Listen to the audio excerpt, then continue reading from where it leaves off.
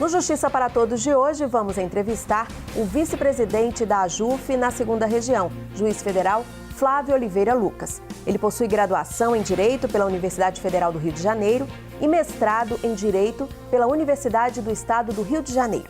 Atualmente é juiz federal titular da 18ª Vara Especializada em Probidade Administrativa do Rio de Janeiro e juiz convocado na 7ª Turma do Tribunal Regional Federal da 2ª Região. É palestrante e professor de Direito Penal. Está aqui para conversar conosco sobre improbidade administrativa. Fique com a gente, o Justiça para Todos está no ar.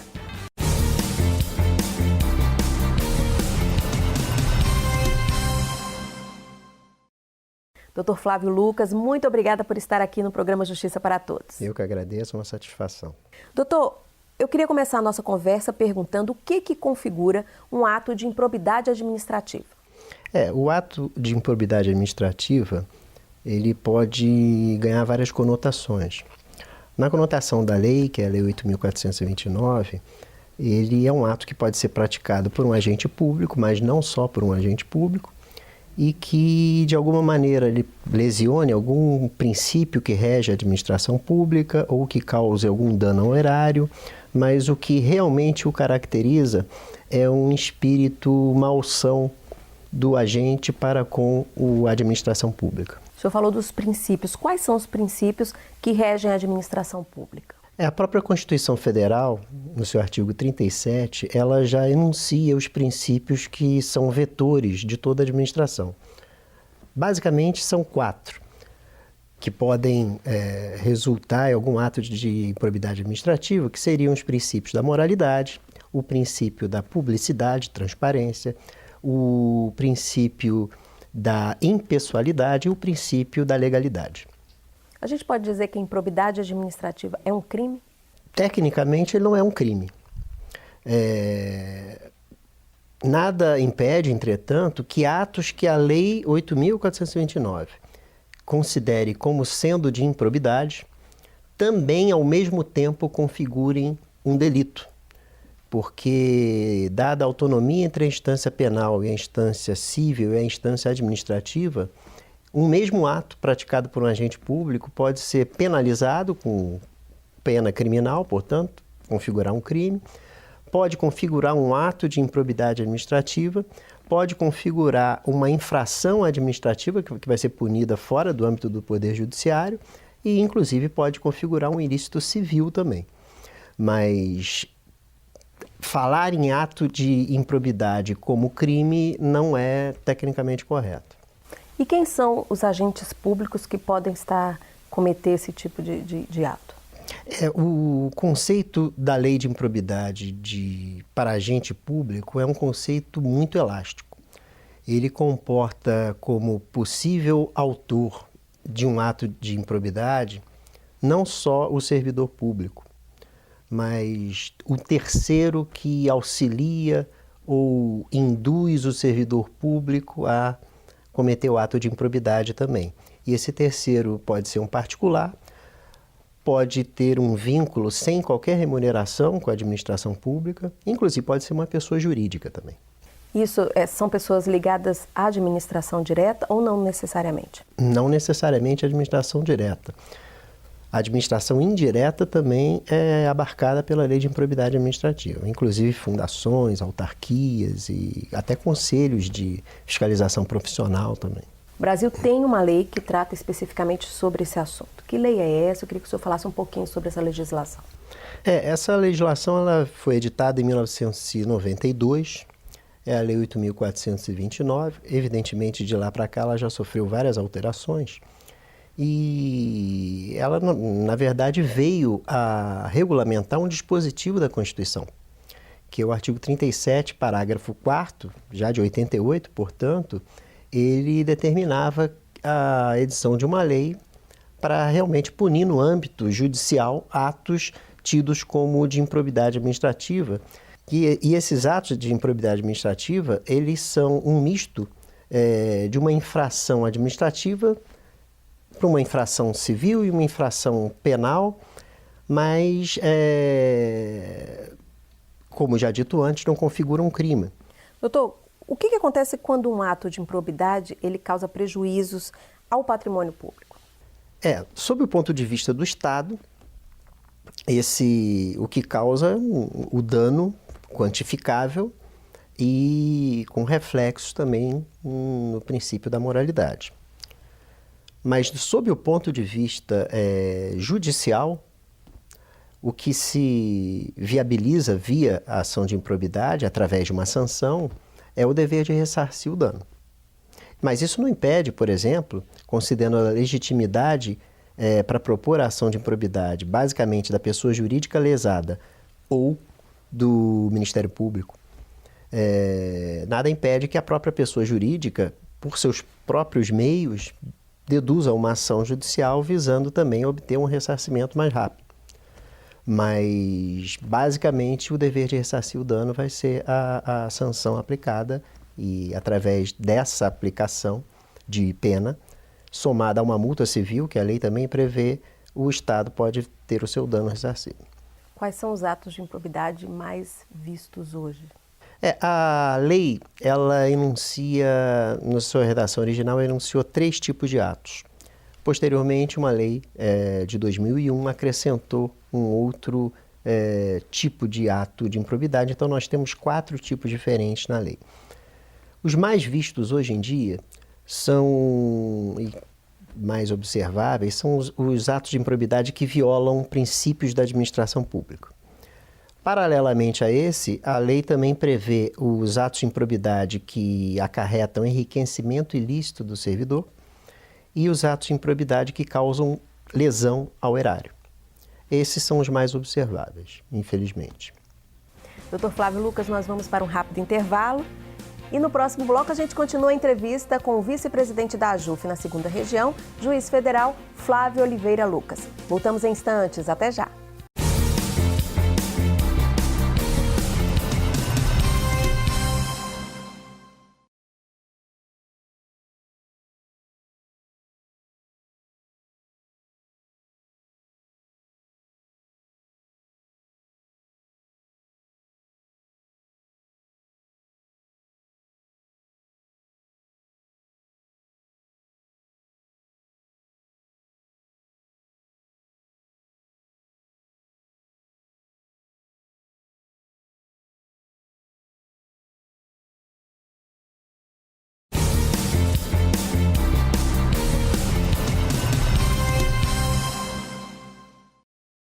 Voltamos a falar aqui no Justiça para Todos com o vice-presidente da AJUF na 2ª Região, o juiz federal Flávio Oliveira Lucas. Dr. Flávio Lucas, quais os atos de improbidade administrativa que causam enriquecimento ilícito? E queria que o senhor desse uns exemplos para melhorar o entendimento. Os atos de enriquecimento ilícito são, dentro da lei de improbidade administrativa, aqueles considerados mais graves. E eles são pressupõem basicamente que o servidor público que tenha realizado o ato que certamente violou algum princípio da administração pública tenha lucrado com essa atividade, tenha experimentado um ganho ilícito com essa atividade e não necessariamente em prejuízo do Estado, pelo menos em termos de prejuízo patrimonial. Porque, por exemplo, ele pode viabilizar um negócio que envolva o Estado, mas que o Estado pague o preço justo por ele, mas tenha feito por conta de algum tipo de benesse ilícita que tenha recebido. Por exemplo, viabilizou uma contratação porque recebeu em troca uma viagem para a família no exterior, ou porque recebeu em troca algum tipo de outra vantagem financeira de qualquer espécie. E esses atos são tidos pela lei como graves, como eu disse, e só são punidos a título de dolo, que é outra característica da ação de improbidade, que a assemelha às ações penais. Os atos de improbidade não podem ser confundidos com meras ilegalidades ou meros equívocos do agente. Eles também têm que ser cometidos, na maioria das vezes, com dolo, ou seja, uma vontade de violar o princípio da administração pública, a lealdade do servidor com a administração pública. E um dos exemplos que eu poderia citar seria justamente algumas situações que infelizmente vêm sendo noticiadas de servidores públicos vinculados até à administração pública indireta, à sociedade de economia mista, que negociavam indicações políticas, negociavam contratos, recebiam percentuais em cima de contratos que eram firmados pelo ente, e todos esses atos são atos de enriquecimento ilícito e podem configurar um ato de improbidade administrativa. E no enriquecimento ilícito, quais são as penalidades previstas? A penalidade de ressarcimento ao erário, a multa civil, que pode configurar um valor até 3 vezes o valor do eventual dano observado, a perda da função ou do cargo público. E como é possível, Dr. Flávio Lucas, reparar o dano ao erário?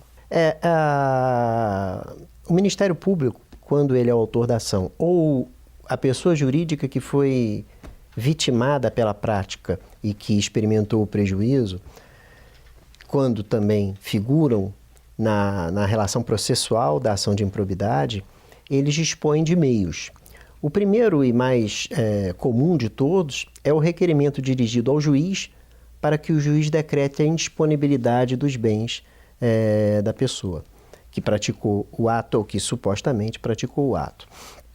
Essa indisponibilidade, evidentemente, ela tem que ser dimensionada, muito embora em termos não precisos, porque no momento em que deduz a ação, normalmente não há ainda em detalhes qual foi o valor exato do dano, mas deve-se dar ao juiz uma ideia para que o juiz então possa determinar a indisponibilidade dos bens. E essa indisponibilidade, ela não se restringe ao valor que foi amealhado pelo agente que praticou o ato de improbidade. Pode abarcar, inclusive, patrimônios constituídos antes da prática do ato e de forma lícita, porque o objetivo é ressarcir o estado do prejuízo que foi causado. Para além desse meio, a lei ainda oferece a possibilidade do sequestro de bens, e aí já se tem em monta um bem específico, por exemplo, um veículo que foi a vantagem financeira que o agente ganhou.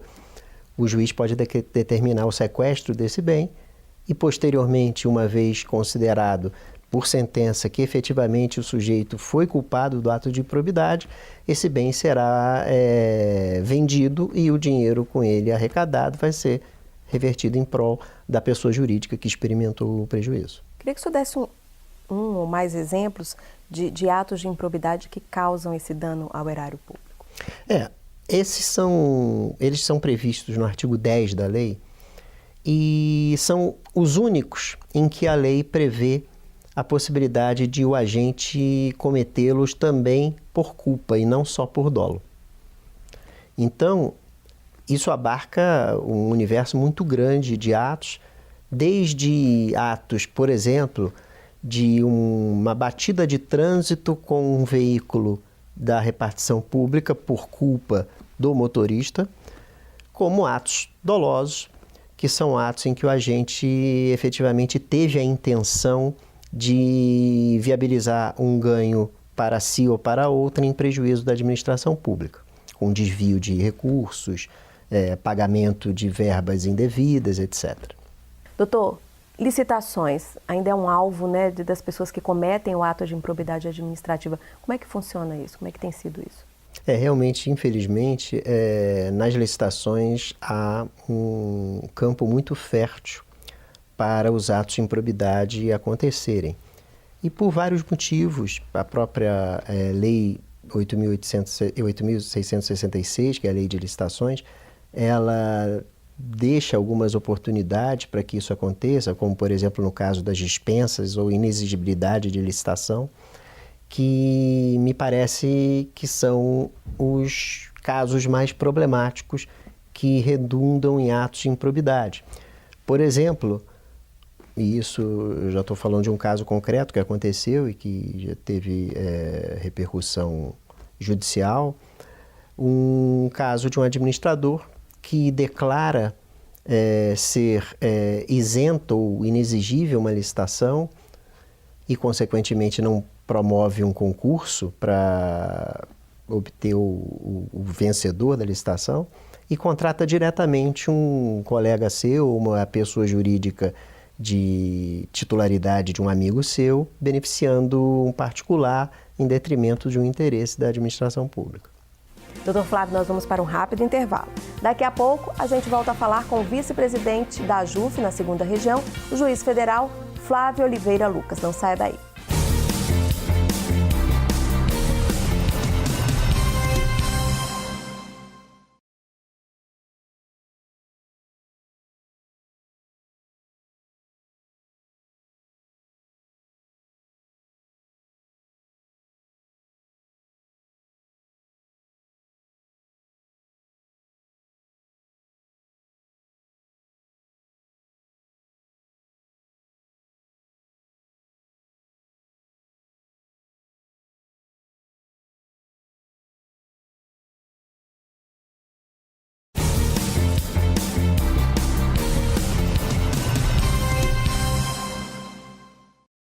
E o Justiça para Todos volta a falar com o juiz federal Flávio Oliveira Lucas. Ele que é vice-presidente da AJUF na 2ª Região. Doutor Flávio, vamos considerar a seguinte situação. O fato de um agente público não ser responsável por aquele ato, mas ele tomou conhecimento, não informou a ninguém, ele pode responder por um ato de improbidade administrativa? Isso é uma boa pergunta, porque muitas vezes as pessoas pensam que o ato de improbidade, e isso acontece também com o ato criminoso, ele só se realiza quando o agente pratica uma ação positiva. Isso não é verdade. Tanto no crime, há as responsabilidades por omissão, quanto também na lei de improbidade, a lei define como ato de improbidade a ação ou omissão que viole um princípio da administração pública. Então, por omissão, o agente público que, tomando conhecimento do ato de probidade alheio, nada faz para repreendê-lo, evitá-lo ou até punir a pessoa que o praticou, pode sim responder por ato de improbidade e por crime. Existe um crime de condescendência criminosa aplicável justamente nesse tipo de situação. O que é fundamental, tanto em um caso quanto em outro, ou seja, tanto na seara criminal quanto na ação de improbidade, é que se configure um dever legal do agente agir para impedir o acontecimento. Uma vez configurado que o agente público tinha esse dever e se omitiu em praticá-lo, nada impede que ele responda por ação de improbidade também. E há atos de improbidade com relação a tributos? Existem. Tanto na lei, já previsto especificamente, quanto um dos 4 tipos de improbidade, em termos de subvenção e de destinação, quanto também na edição de atos administrativos de lançamento indevidos ou a ausência deles, quanto também em situações até mesmo de edição de leis que viabilizem imunidades tributárias quando elas tenham sido norteadas por um espírito que não seja o espírito público de atingir um daqueles 4 princípios previstos no artigo 37 da Constituição Federal. Pois é, o senhor falou dos princípios no início da entrevista. O não seguimento, a não aplicabilidade de um princípio desse, configura um ato? Sim, a simples realização de uma conduta, ou uma omissão, como dito, que viole um desses princípios retores da administração pública, já configura a administração pública por conta do artigo 11 da lei. O artigo 11 prevê atos de improbidade que atentam contra princípios da administração pública. Não raras vezes, uma vez violando um desses princípios, também se viola um outro artigo da lei de improbidade. Por exemplo, um servidor público viola o princípio da legalidade e com isso já seria em tese responsável por um ato de improbidade previsto no artigo 11 da lei, mas ao mesmo tempo, ao violar o princípio da legalidade, ele se enriquece ilicitamente. Nesses casos, que são comuns de acontecerem, não é possível que por uma mesma conduta ele responda por 2 atos de improbidade. O que se discute é por qual deles ele vai responder. O que se vem observando na jurisprudência é que ele responde sempre pelo ato de improbidade mais grave. Quais são as penalidades que podem ser aplicadas ao agente no que diz respeito à perda de cargo? A perda de cargo é uma das penalidades previstas na lei de improbidade e, é claro, ela só se aplica para o agente público, não para o terceiro que não dispõe de cargo público ou não ocupa alguma função comissionada. E ela é uma das sanções mais graves na lei de improbidade. Há várias discussões em torno desse tema. Uma primeira discussão é naqueles casos em que o agente acumula cargos públicos.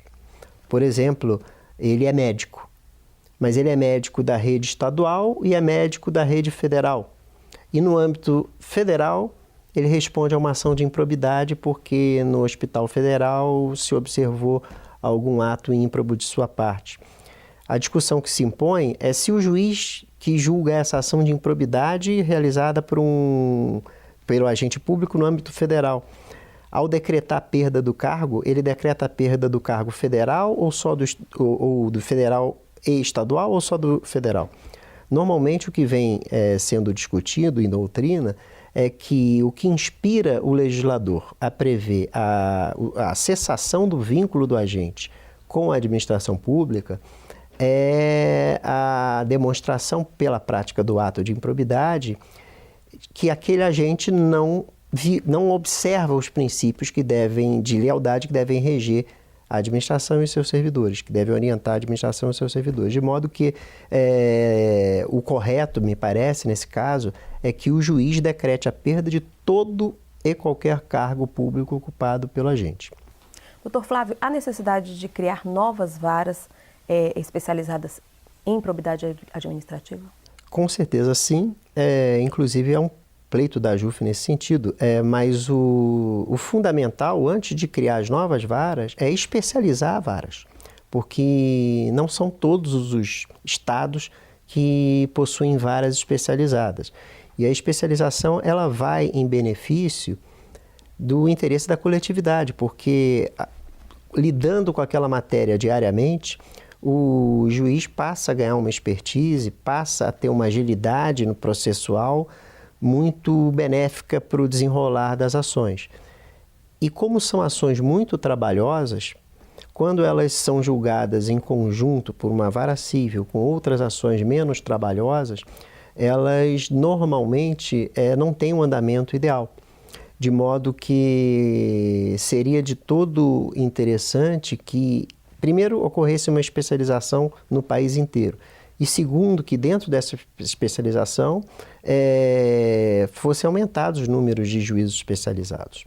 Na opinião do senhor, qual a importância de preservar esses princípios da administração pública no país? Primeiro de tudo, para dar um exemplo de probidade administrativa que o Estado tem que zelar pela coisa pública. Segundo, isso tem uma função preventiva de educação geral da população muito grande, no sentido de que deve o cidadão comum ter a consciência de que o agente público, quando atua, o faz movido por interesses públicos. E os interesses públicos pressupõem a observância da forma legal, o princípio da legalidade, da moralidade administrativa. Não há interesse público que possa ser oculto, há uma transparência envolvida nisso, e não há interesse público quando o agente atua para beneficiar o amigo. E daí o princípio da impessoalidade. Então, é fundamental que o Estado democrático de direito, que é aquele em que o Estado se submete às regras do jogo, às regras legais, às regras constitucionais, ele seja orientado por ações de agentes que observem os princípios constitucionais. Doutor Flávio Lucas, infelizmente nosso tempo acabou. Eu quero agradecer muito a participação do senhor aqui no Justiça para Todos. Eu que agradeço e estou sempre à disposição. Obrigada. E o Justiça para Todos de hoje termina aqui. Participe do programa, envie sua sugestão para imprensa@ajuf.org.br. Você também pode assistir ao programa pela internet na página da AJUF ou no canal da associação no endereço youtube.com/tvajuf. Obrigada pela sua companhia.